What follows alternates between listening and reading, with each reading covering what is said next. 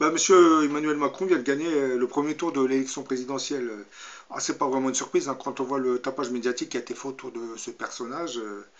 On se demande vraiment pourquoi la majorité des médias ont choisi Emmanuel Macron plutôt qu'une autre personne.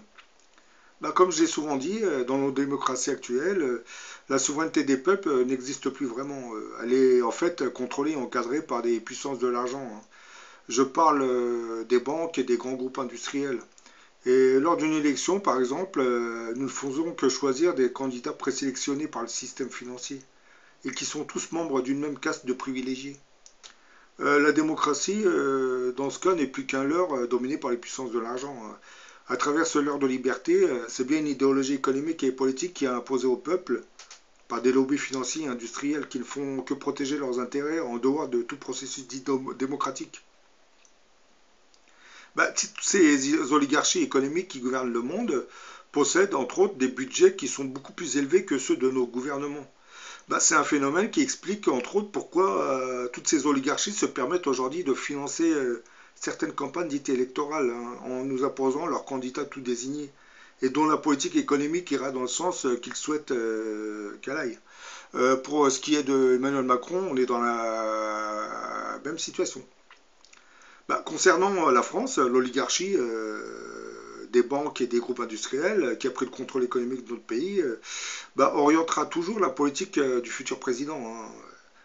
Vous aurez beau mettre un communiste, un socialiste, ou un homme de droite, l'oligarchie le poussera à choisir certaines décisions qui vont en leur faveur.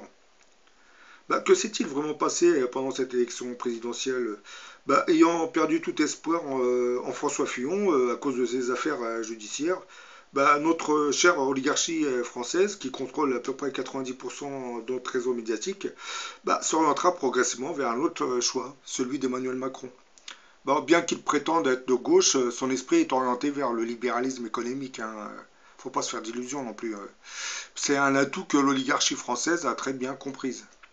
Et à partir de cet instant, ayant perdu tout espoir de voir leur candidat officiel gagner, hein, je parle de François Fillon, l'oligarchie française va activer son important réseau médiatique et faire une publicité sans précédent en faveur d'Emmanuel Macron. Cette oligarchie qui contrôle notre réseau médiatique n'avait même pas besoin de faire pression sur les journalistes, hein, car une majorité d'entre eux partagent l'idéologie de droite. Et de toute façon, ils travaillent dans des rédactions qui reposent entièrement sur le financement de richissimes industriels et banquiers. Donc c'était pas le moment de s'écarter du chemin dicté par cette oligarchie, hein. Vous savez, lorsque j'entends parler d'Emmanuel Macron, je pense immédiatement à ce bref passage écrit le siècle dernier par Kropotkin, Parole d'un révolté. Je vais vous le citer. D'une part, il se constitua au sein de la bourgeoisie un noyau d'aventuriers qui comprenaient que, sans endosser l'étiquette socialiste, ils ne parviendraient jamais à escalader les marches du pouvoir. Il leur fallait donc trouver un moyen de se faire accepter par le parti, sans en adopter les principes. D'autre part, ceux qui ont compris que le moyen le plus facile de maîtriser le socialisme, c'est d'entrer dans ses rangs, de corrompre ses principes, de faire dévier son action en faisant une poussée dans le même sens. Malheureusement, il s'est trouvé des socialistes d'autrefois, désireux de grouper autour d'eux le plus de monde possible, pourvu que les nouveaux venus acceptent l'étiquette de socialiste, qui se sont empressés d'ouvrir largement les portes et de faciliter l'entrée aux soi-disant convertis. Ils ont renoncé eux-mêmes à l'idée mère du socialisme et sous leurs auspices, il se constituait aujourd'hui une nouvelle espèce de soi-disant socialiste n'ayant conservé de l'ancien parti que le nom. Là, comme vous voyez, c'est un peu Kropotkin, il nous a défini ce qui est devenu notre parti socialiste, hein. C'est un parti qui gouverne plus vraiment le pays déjà. Et il ne fait plus une politique de gauche, hein, on l'a bien remarqué, hein. La politique de François Hollande, c'est la continuité de la politique de droite, hein. On est toujours dans le libéralisme économique, hein, rien n'a changé. Les entreprises continuent de licencier. Et bon, comble de l'ironie, on nous a pondu une loi El Khomri qui facilite le travail du patronat, hein. C'est presque, on leur donnait un gage pour leur permettre de licencier beaucoup plus facilement. C'est pour vous dire, le socialisme a vraiment dévié.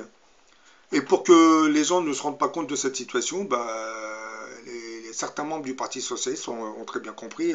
Ils ont orienté les décisions vers d'autres choix, d'autres faits divers, d'autres choix politiques. Par exemple, le mariage gay, c'était une manière détournée de cacher cette incapacité à gouverner le pays d'une manière gauchiste. Ben voilà, dans cette vidéo, je vous ai expliqué pourquoi Emmanuel Macron va devenir le futur président de la République, hein. Parce que vous vous doutez bien que les gens ne vont pas voter pour Marine Le Pen, hein. Ça va provoquer de trop gros problèmes économiques, hein, parce que les investisseurs étrangers vont commencer à se retirer. La notation de la France va baisser, donc on va octroyer moins de crédits au pays. Donc tout va s'affaiblir économiquement parlant. Donc voilà, l'oligarchie financière et industrielle du pays nous a installé Monsieur Emmanuel Macron. Donc pour ceux qui ont voté pour lui, ne soyez pas trop surpris, hein, sur les principales décisions qu'il fera, hein. Elles seront toutes orientées vers le libéralisme économique et vous verrez que bon, certaines de ces lois serviront les intérêts du patronat.